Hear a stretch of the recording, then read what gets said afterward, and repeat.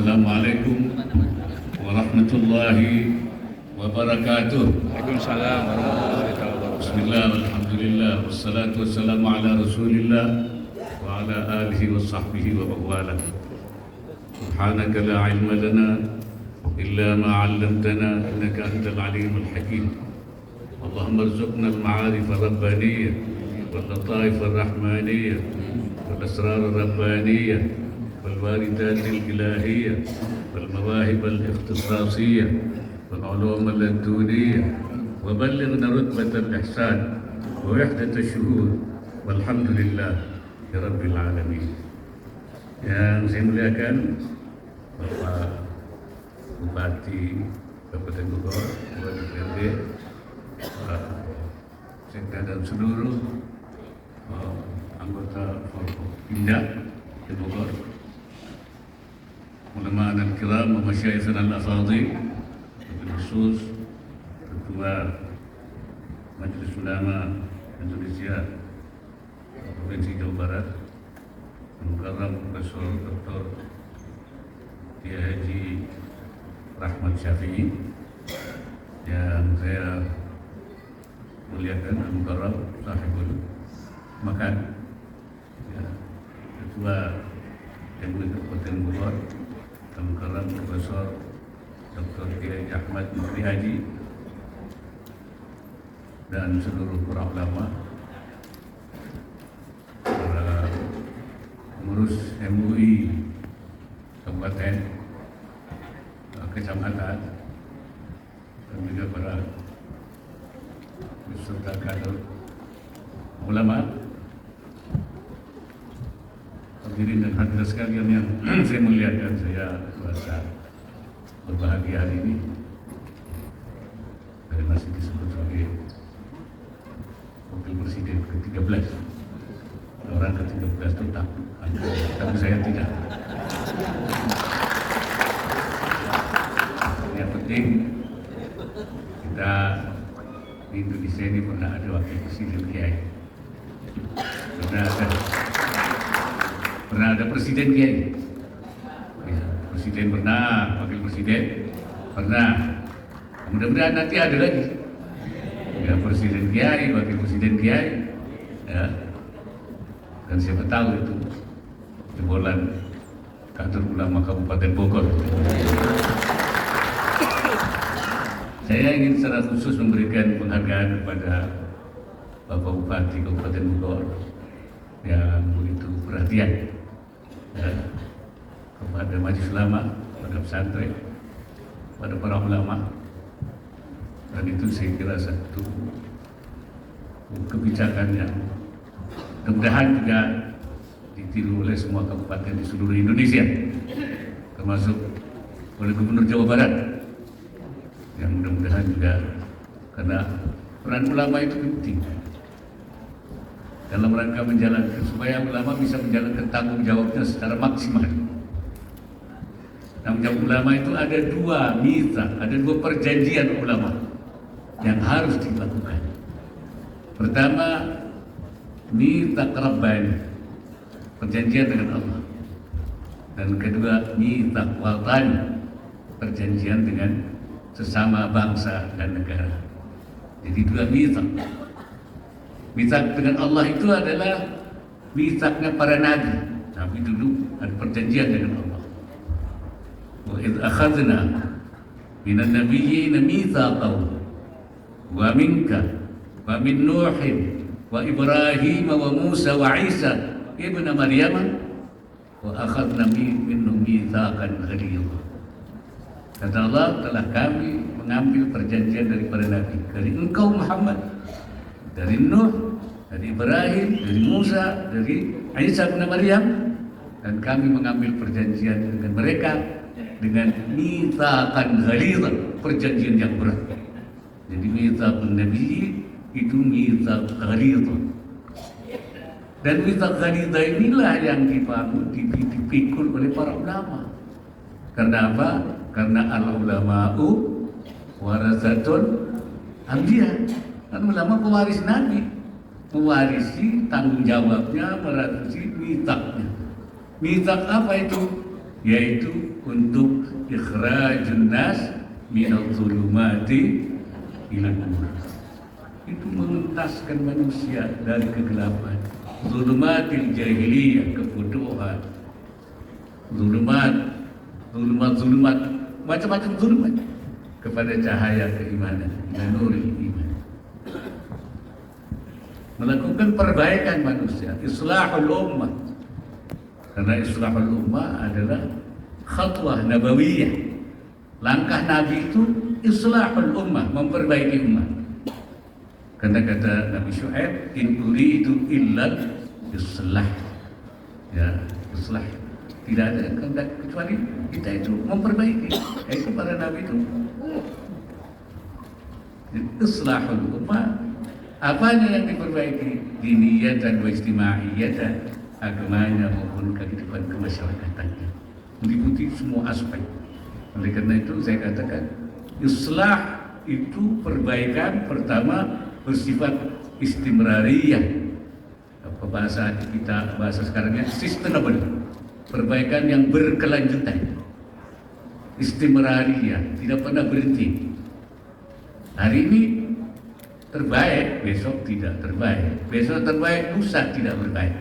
Karena itu islah kita itu adalah islah yang berkelanjutan. Ya, kalau dulu ada paradigma yang dibangun di pesantren itu al-muhafadzah 'alal qadimus salih wal akhdhu bil jadidil aslah, menjaga yang lama yang baik, mengambil yang baru yang lebih baik, melakukan transformasi. Maka saya tambah satu lagi paradigma itu, yaitu al-islah ila ma huwal aslah tsumma al-aslah wal aslah, memperbaiki keadaan ke arah yang lebih baik, yang lebih baik, yang lebih baik secara berkelanjutan, istimrarinya. Dan kedua, islah itu bersifat syumuli, meliputi semua aspek. Diperbaiki itu apa ya? Diniyatan wa ijtimaiyatan, agamanya diperbaiki. Kemudian apanya lagi? Kemasyarakatan. Masyarakatan itu menyangkut semua aspek, politik, ekonomi, sosial, budaya, polek, sosbud, dan bahasa sekarangnya. Jadi perbaikan yang dipikul oleh para ulama sebagai kelanjutan dari khatwah nabawiyah itu adalah islahul ummah yang sifatnya syumuliyatan wastimrariyatan, meliput semua aspek, komprehensif dan berkelanjutan. Itu mitsaq rabbani. Dan kedua adalah mitsaq watani, yaitu kesepakatan nasional. Bagi ulama, kesepakatan nasional dalam berbangsa bernegara, Pancasila, Undang-Undang 45, NKRI itu sudah selesai. Itu mitsaq watani. Maka saya menyebutkannya Indonesia adalah darul mitsaq, negara kesepakatan. Itu saya simpulkan begitu, karena dibangun di atas mitsaq watani dari seluruh komponen bangsa. Dan antara mitsaq rabbani dan mitsaq watani tidak ada saling menegasikan, tidak ada saling meniadakan, menafikan. La munafata bainahuma, enggak ada saling menafikan, justru menyebutkan satu kesatuan. Jadi oleh karena itu tidak ada masalah bagi ulama bagaimana melaksanakan mitsaqain, baik mitsaq rabbani maupun mitsaq watani. Itulah maka kerjasama ulama umara itu sesuatu yang satu keniscayaan, keharusan di dalam rangka membangun umat ini. Makanya Majelis Ulama Indonesia, dan saya ini sekali lagi terima kasih Bupati, baik sebagai mantan Ketua Umum Majelis Ulama Indonesia maupun sekarang saya masih jadi Ketua Dewan Pertimbangan Majelis Ulama, atas kerjasamanya dengan MUI Kabupaten Bogor. Kalau ini terjadi, insya Allah akan membawa kemaslahatan. Makanya MUI membuat paradigmanya di dalam rangka melaksanakan tugasnya itu dua, yang tadi sudah disebutkan oleh Ketua Umum Jawa Barat. Di satu sisi khadimul ummah, melayani umat, di sisi lain adalah sadiqul hukumah, mitra pemerintah. Jadi dua, ya, dalam rangka menjalankan mitsaq watani, mitsaq rabbani dan mitsaq watani. Maka MUI itu adalah khadimul ummah, pelayan ummah. Kemudian sadiqul, mitra pemerintah, bermitra dengan pemerintah dalam menjalankan tugas-tugas pemerintahan. Tentu sepanjang tidak maksiat kepada Allah. Jadi kalau ulama itu ada batasnya, Pak Bupati. Kalau tidak ada maksiat, kalau ada maksiat, la ta'ata li makhluqin fi maksiatil khaliq, tidak ada ketaatan kepada siapa saja dalam hal kalau maksiat kepada Allah. Kalau nggak maksiat batal, kalau maksiat tidak. Saya kira itu batasannya aja. Itu ulama itu begitu. Makanya itu ulamanya harus diberdayakan, diberi infrastrukturnya dan juga dikuatkan ilmunya. Makanya tadi Majelis Ulama dari dulu itu melakukan kader ulama itu. Kader ulama itu ulama-ulama punya ilmu, dia punya basis, Bupati punya. Tetapi bagaimana tausi'un fiqarah atau memperluas wawasannya supaya tahu. Jadi bukan hanya dia tekstual. Kita mengajarkan ulama berpikir tidak tekstual, tapi juga berpikir kontekstual. Karena ulama kita dulu memang caranya tidak tekstual, tidak pada teks. Makanya paham yang dibangun oleh Majelis Ulama itu paham yang tawassuti. Tawassuti itu artinya moderat. Moderat itu tidak tafriti, tidak ifrati, tidak berlebihan, tapi juga tidak kurang, tidak tekstual, tidak liberal. Tekstual itu dia hanya teks saja, kalau nggak ada teks nggak mau dia, nggak keluar teks nggak mau dia. Nah itu namanya tekstualis. Kalau bahasa Imam Al-Qarafi mengatakan al-jumud 'ala al-manqula, dia statis pada teks-teks saja. Al-jumud 'ala al-manqulat, kata Imam Al-Qarafi, abadan, selamanya, dhalalun fid din, itu kesesatan dalam agama, wa jahlun bimaqasid ulama'il madhi wa ulama'il muslimin was salafil madhi, itu adalah ketidakfahaman terhadap apa yang menjadi pemikiran ulama-ulama terdahulu. Syekh Nawawi Al-Bantani saja ketika dia menafsirkan khudhu khidrak, bersiaplah kamu dalam menghadapi musuh. Ayat ini sebenarnya ayat perang, tapi beliau mengatakan apa? Wa hadhil ayah tadullu ala wujubil hidri an jami'il matar. Ayat ini juga menunjukkan wajibnya kita bersiap-siap, berantisipasi dalam menghadapi semua bahaya yang mungkin diduga akan datang. Bukan hanya soal perang, bahaya apa saja, tantangan apa saja. Jadi anjami al-madar al-madnunah yang diduga akan datang. Wa bi hadha at-tariq, kata Syekh Nawawi, kana al-ilaj bid-dawa wal ihtiraz 'ala al-waba wa 'ala al-jidal al-ma'ir adalah wajib. Maka berobat, al-ilaj bid-dawa, kemudian al-ihtiraz 'anil waba, menjaga diri dari penyakit, termasuk COVID, penyakit apa saja, wabah saja, ihtiraz kita.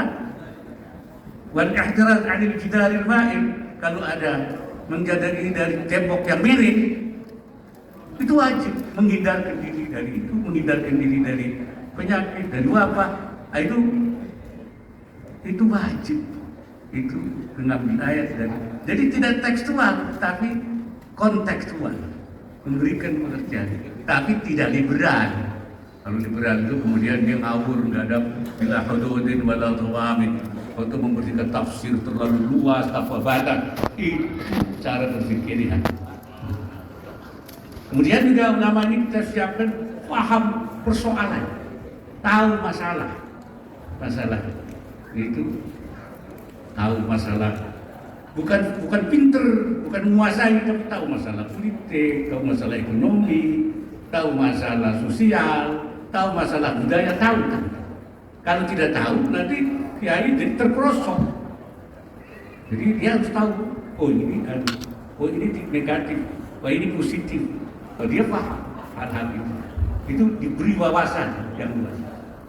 Kenapa? Kalau tidak itu ya tidak paham apa-apa, di luar apa-apa. Padahal waktu di pesantren dia belum mengenal. Tapi ketika dia di sini dikatakan ulama Jibril, diperluas wawasannya. Ada ungkapan hikmah yang menarik saya kira, yang perlu diperhatikan oleh kita, yaitu di dalam bunyinya begini: man lam yafham sarir al-bab wala tanin al-zubab wala nabih al-kilab falaysa min dawil al-bab. Man lam yafham sarir al-bab, siapa yang enggak ngerti suara pintu itu keren, itu suara pintu itu. Wala taninan zubab, dan gerwengannya, apa gerwengannya? Lalat apa? Lalat itu suaranya apa? Hah? Gerung-gerung ya? Nah itu tadi. Dia nggak paham itu suara lalat. Wala nabihal kilab, dan dia tidak paham gonggongan anjing. Walaysa min dawil albab, itu bukan orang yang punya akal. Nggak punya akal itu. Kenapa? Nggak bisa membedakan. Oh ini suara pintu, ini suara lalat, ini suara gonggongan anjing. Jadi orang yang zawil albab, orang yang bisa membedakan itu semua, karena dia paham. Ini harus diberi paham. Di situasi kita sangat destruktif, banyak sekali masalah, bukan saja nasional, global sudah masuk. Dengan disrupsi media ini pikiran-pikiran yang kacau pun masuk ke rumah lewat media-media itu. Nah kalau nggak tahu ini suara lalat, ini suara pintu, ini gonggongan anjing, itu bisa kacau balau itu. Nah di sini kacau ulama itu diberi wawasan. Wa man lam yablugh hadzal maqam fala budda ayyan zamal 'usya fi hadanati man yarzuquhu wa yut'imuhu. Kalau orang belum sampai kepada makam ini, paham tadi itu, katanya itu fala budda ayyan zamal 'us, maka dia harus tetap berada di sarangnya saja, jangan keluar. Jangan keluar, keluar nanti bingung dia. Ya, nongkrong di sana saja. Ya, fi hadanati man yarzuquhu wa yut'imuhu, di bawah asuhan yang memberi makan dia, yang memberi rezeki dia. Harus karena dia belum siap. Itu. Wa man tara, ibaratnya kayak burung. Wa man tara min al-'us qabla tarbiyatil janah istadatul kilab wal bizan wa la'ibat bihi lisan wal wildan. Andai kata dia terbang sebelum dari sarangnya, sebelum kuat sayapnya. Jadi burung yang belum siap sayapnya, dia keluar dari sarangnya. Istadatul kilab wal bizan, dia akan diburu oleh anjing-anjing maupun juga burung elang. Ya, jadi santapan anjing sama burung elang karena sayapnya belum bisa terbang, belum kuat. Wa la'ibat bihi nisa wal wildan, dia akan menjadi mainan, ya, apa perempuan-perempuan dan anak-anak, seperti kayak burung yang belum bisa terbang itu jadi mainan anak-anak itu kan dipakai. Nah itu kalau santri belum siap, sayapnya belum kuat, dia keluar, dia jadi mainan anjing, jadi mainan elang. Maka dikuatkan. Disinilah salah satunya di kader ulama itu dikuatkan dia supaya tahu ini suara apa pintu, ini suara lalat, ini suara anjing, dan dikuatkan sayapnya sehingga mampu menghadapi tantangan. Tantangan yang dihadapi tidak kecil. Persepsi masyarakat sudah berubah, pengaruh global sudah masuk. Nah, kita bagaimana menghadapi itu? Sebagai tadi pembawa hamalatul mitsaq rabbani maupun mitsaq watani. Kita jangan, negara ini harus kita jaga terus. Mitsaq rabbani kita jaga, misi Allah, ya, irsyad rabbani ya kita jaga, dan juga tanggung jawab kebangsaan dan negara kita jaga. Ini supaya berada on the track, di jalan yang benar. Di dalam i'anatul talibin, saya pasti tahu i'anatul talibin itu sudah lama, 100 tahun yang lalu sudah ada semacam pengamatan. Kalau bahasa kita itu sudah bukan memprediksi, sudah menyatakan. Apa katanya? Fa inna zamana maftuh. Zaman ini penuh fitnah. Wa ahlahu 'anil haqqi nakibun, dan penduduknya dari kebenaran mereka sudah meninggalkan. Ay nakibun al-haq, mereka sudah meninggalkan kebenaran. Illa man sya'allahu minhum, kecuali orang yang dikehendaki oleh Allah. Tidak seperti itu. Wa humul aqallun, dan mereka itu sedikit. Wa kanan apa namanya itu? Wasara al-mashkuru 'inda an-nas.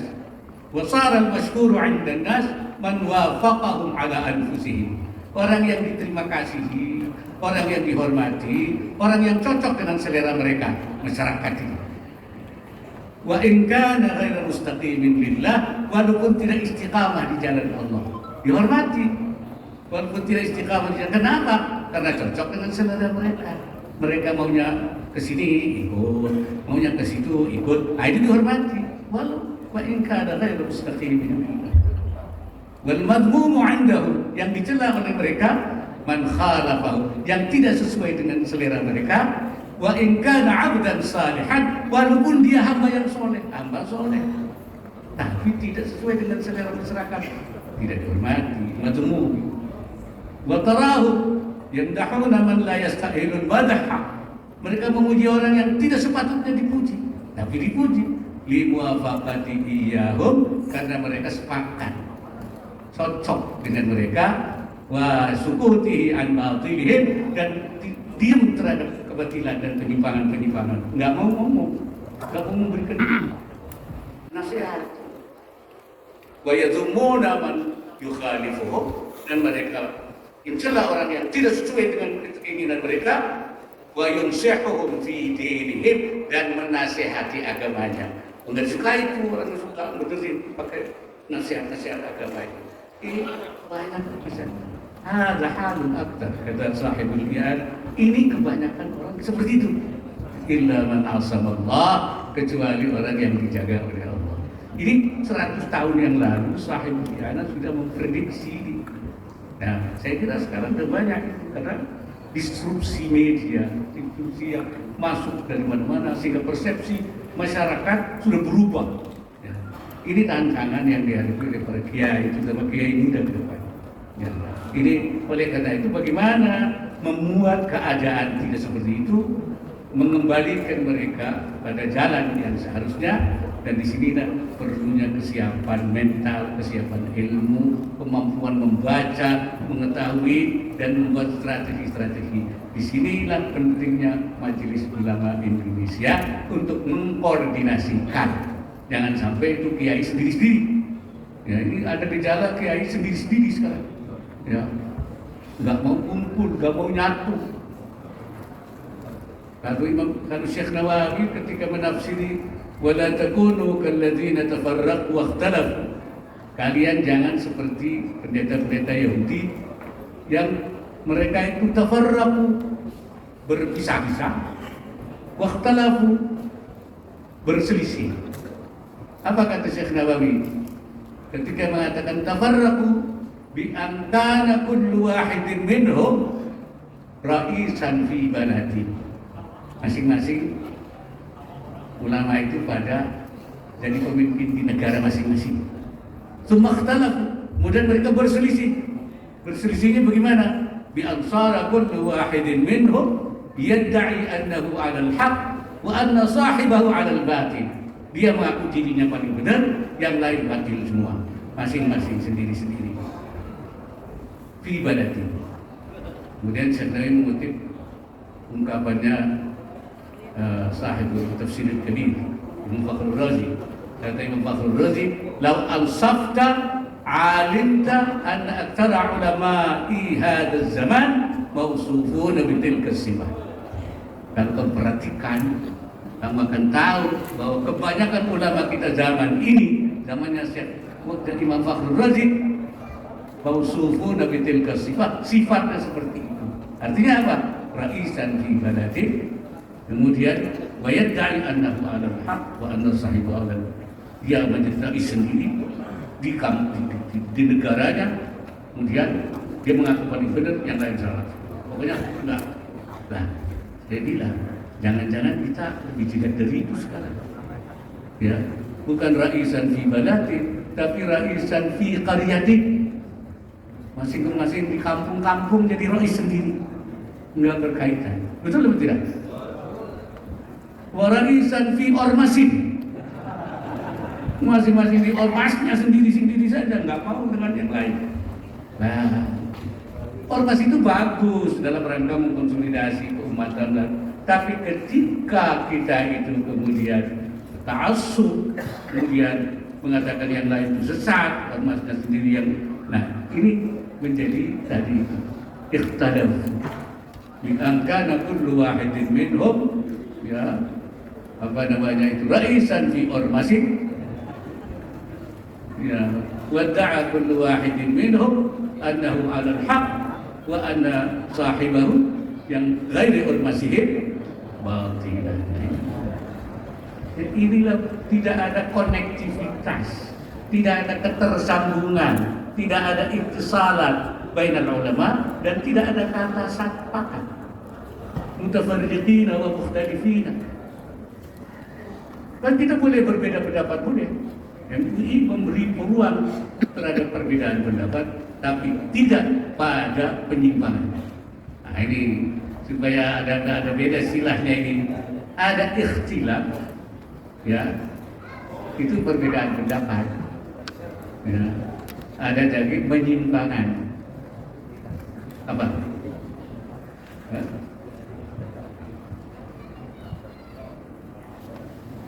Ya. Ikhtilaf dan ikhtilaf ditoleransi perbedaan pendapat. Misalnya perbedaan madhab itu sudah ada yang nggak boleh perbedaan illa ba'dal haqq illa dhalal, sudah hak cuma yang dalal. Tidak begitu, tidak. Karena perbedaan pendapat ini fi majalil ikhtilaf, ada wilayahnya. Kalau tidak boleh ikhtilaf, tentu ayat Quran maupun hadis nas itu semuanya qat'i, semuanya. Nyatanya nas hadis tidak semua qat'i, ada yang dhanni, ya kan? Ketika ayatnya itu dhanni, maka terjadilah perbedaan pendapat. Itulah terjadi antara a'immah itu. Jadi makanya ikhtilaful a'immati rahmatun, karena memang dibuka oleh Allah sendiri. Kalau tidak dibuka semua qat'i, semua nggak ada pendapat. Tapi karena dibuka oleh Allah, maka ada ikhtilaf. Tapi di dalam wilayah ikhtilaf. Kalau sudah dia itu di luar kesepakatan, itu bukan ikhtilaf, tapi inhiraf. Inhiraf namanya. Kalau ikhtilaf ditoleransi, kalau inhiraf diamputasi. Ini dulu kita misalnya kenapa Ahmadiyah itu inhiraf, bukan ikhtilaf. Sekarang ini banyak orang yang terbalik, yang ikhtilaf dibilang itu dalal, inhiraf. Yang inhiraf dibilang itu ikhtilaf, itu perbedaan. Nah ini disinilah MUI memberikan proporsionalitasnya. Ini ikhtilaf, ini inhiraf. Ikhtilaf ditoleransi, inhiraf diamputasi.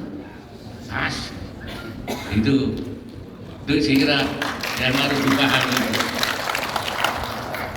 Tapi dalam hal-hal yang strategis itu tidak boleh ikhtilaf. Nah itu Imam Subki mengatakan al-ikhtilaf il-ara wal-huruf la syakka haramun aidan. Nah ini Imam Subki itu begitu. Kalau dalam perbedaan dalam soal al-fil ara dalam pandangan-pandangan yang strategis, wal huruf dalam soal peperangan, tidak ragu lagi itu haram. Aidan itu seperti usul. Dalam masalah usul itu tidak boleh. Kalau perbedaan itu inhiraf. Tapi Imam Subki mengatakan fil ara wal huruf juga tidak boleh. Dari mana beliau mengambil pendapat? Dari petunjuk Rasulullah sallallahu alaihi wasallam kepada Mu'adz bin Jabal dan kepada Abu Musa al-Ash'ari hina ba'athahuma ila al-Yaman, ketika diutus ke Yaman. Apa kata Rasulullah? Tatawa'a wa la takhtalifa. Kalian harus satu, saling menaati, jangan berselisih. Kenapa? Lianna fi tadyi'il masalih ad-diniyah wa dunyawiyah. Kalau terjadi perselisihan pendapat ketika kita melakukan dakwah, maka akan terjadilah hilangnya manfaat kebaikan dunia maupun kebaikan akhirat. Manfaat dunia, manfaat akhirat akan tadyi', hilang, sia-sia semua. Maka itu harus menyatukan barisan, harus menyatukan pendapat di dalam hal kita menyampaikan dakwah itu. Inilah pentingnya kenapa kita memahami pandangan yang sama, menyatukan tauhidul ara wa tauhidul haraka, pandangan-pandangan dan gerakan-gerakan itu supaya terkoordinasi. Bahasa dalam majlis ulama kita sebut sebagai tansiqul harakah. Tansiq itu terkoordinasi, al harakah itu gerakan, yaitu gerakan yang terkoordinasi. Nggak sendiri-sendiri. Ya, wahdi nafsi saya. Maka disitulah bagaimana fungsi majelis ulama dulu kita posisikan. Ribut masalah. Ini kan perlu ada imam. Ngaku ini imam, ngaku ini imam. Saya bilang imamah syakhsiyah, imam personal orang di kita nggak ada, belum ada. Seluruh umat Islam itu nggak ada. Yang ada imamah Nahdliyah, imam KNU, itu orang NU. Imamah Muhammadiyah, itu orang Muhammadiyah, imamnya sendiri. Imamah Al-Wasliyah, imamah Al-Ittihadiyah, imamah. Nah, tapi imamah yang Islamiyah nggak ada, yang diakui oleh seluruh umat Islam. Maka saya usul ketiga itu, imamahnya tidak orang, tidak saksian, tapi imamah institusionaliyah. Nggak ada di Timur Tengah, belum ada itu. Imamahnya institusi, lembaga saja imamahnya. Yang menjadi imam lembaga. Kemudian pertanyaannya, lembaga apa yang bisa jadi imam? Lembaga yang merepresentasikan ormas-ormas Islam, semuanya naunnya di situ. Itu lembaga apa namanya? Ya itulah Majelis Ulama Indonesia. Jadi imamah institusionaliyah adalah Majelis Ulama Indonesia. Maka itu Majelis Ulama itu diinfamakan sebagai tenda besar yang di dalamnya ada berbagai macam ormas. Ada. Memang ada yang keras, ada yang lunak. Ini saya ingin tahu dulu. Bagaimana menghadapi ormas yang lunak, yang keras? Saya bilang yang keras dilunakkan, yang lunak dikeraskan. Ya kan begitu kan? Jadi nanti kan sama, iramanya sama. Ya, itu harus keras, ada yang lunak, tidak apa-apa. Tapi di dalam Majelis Ulama kita sinkronisasi, yang keras dilunakkan, semuanya yang lunak dikeraskan. Sehingga sedang-sedang saja dan kita berjalan dan bisa memberikan pengaruh. Itu manfaatnya kader ulama. Dan kalau udah nama beliau itu baru angkatan pertama amalan kecil. Ya, kelas kedua belum juga ngerti suara-suara ketiga. Makanya ada nanti kabupaten, ada provinsi, ada nasional. Itu untuk memberikan wawasan-wawasan. Kenapa? Masalah kita yang kita hadapi makin kompleks, makin rumit sesuai dengan tantangan yang kita hadapi. Tanggung jawab tadi melaksanakan mitsaq rabbani dan mitsaq watani. Mitsaq rabbani dan mitsaq watani. Saya kira teruskan ini. Kader ulama besar. Terima kasih Pak Kiai Mukri yang beliau pelapor. Dan memang bukan menitipkan kita ke lembaga lain untuk S1, S2, bukan. Kader ulama itu kita punya bahan-bahan, produk-produk pesantren, kita godok, kita beri ya perluasan pandangan ya supaya cara berpikirnya luas, penglihatannya luas, pendengarannya tajam. Itu di dalam rangka menghadapi situasi. Itulah gunanya kader ulama, pendidikan kader ulama. Itu yang kita rancang itu seperti itu. Saya kira itu saja yang dapat saya sampaikan. Untuk kalau saya suruh ngomong terus, waktunya kompati banyak punya yang lainnya. Dan kita semua saya merasa berbahagia. Mudah-mudahan selama Kabupaten Bogor dengan Bupati dan seluruh para pekerja yang baik. Mudah-mudahan kalau selama di Kabupaten Bogor, ya saya juga bilang Pak Bupati terima kasih datang ke Bogor saya. Saya sekarang ini setengah warga Bogor. Ya, dan saya sedang mempersiapkan pesantren di mana itu Bogor? Hah? Rawa kecil. Apa artinya? Sukamakmur, timur sana, di atas bukit sana. Mudah-mudahan saya bisa membangun dan nanti saya ambil seminggu sekali itu selalu berada di Kota Bogor. Jadi saya minta diakui oleh Pak Bupati, saya baru setengah di luar Bogor lah. Dan itu kantor Pak Bupati, terima kasih semuanya diri sekalian. Saya bangga sekali bahwa Majelis Ulama Kabupaten Bogor dengan program utamanya pendidikan kader ulama terus berjalan sudah mencapai 19 kali atau 19 angkatan. Jadi kalau tadi diberikan penghargaan kepada ketuanya, saya kira itu wajar sekali. Ya, kalau kita tidak berterima kasih pada orang, siapa tidak berkasih? Malam yaskurillah, lam yaskurillah. Karena itu saya terima kasih pada Majelis Ulama, saya terima kasih pada Pak Bupati, semuanya. Mari kita garap dalam rangka membangun negara yang kita cita-citakan, yaitu negara yang apa namanya itu baldatan makmuratan bitaqaddumi wassalam wal adli wassalah wal barakati bainal anam wal rakhai wal amni wal nasri wa sa'ira biladil islam. Aqulu qawli hadza in uridu illa al-islah wa tawfiqi billah. Hadana Allah wa iyyakum ajma'in ila aqwamit thariq. Wallahu al-muwaffiq ila aqwamit thariq. Wassalamu alaikum warahmatullahi wabarakatuh. Assalamualaikum warahmatullahi wabarakatuh.